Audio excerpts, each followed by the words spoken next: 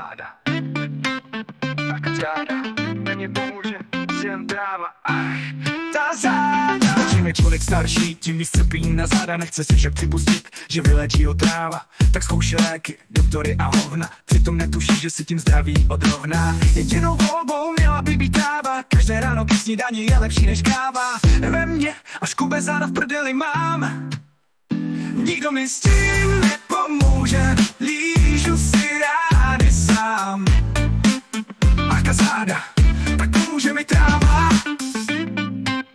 Jo, slza a nevnímej bolest. Musím to rozchodit doma, nebudu přijít na jiné myšlenky, zkusím s tím klubu. Jen co tam přijdu, chytnou mě záda. Všude kolem buzny, ale nikde žádná tráva. Najednou nečekaně teplu se mě ptá, jestli kouřím, že něco má, co mi dá. Ve mně až kube záda v prdeli mám.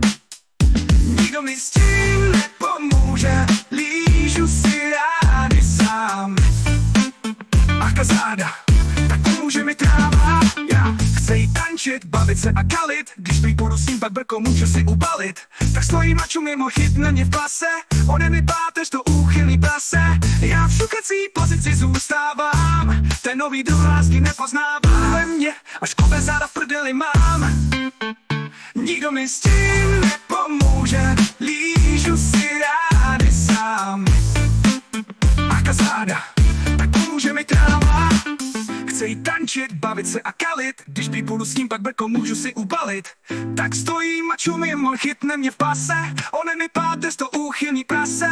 Já v šukací pozici zůstávám. Ten nový druh lásky nepoznávám. Nikdo mi s tím nepomůže, lížu si rány sám. Ach ta záda, tak pomůže mi tráva. Co musel jsem vytrpět pro ty skurvený záda. Když dál jsem si čouda, tak to nebyla tráva. Byla to CBD sračka a furt mě bolí záda.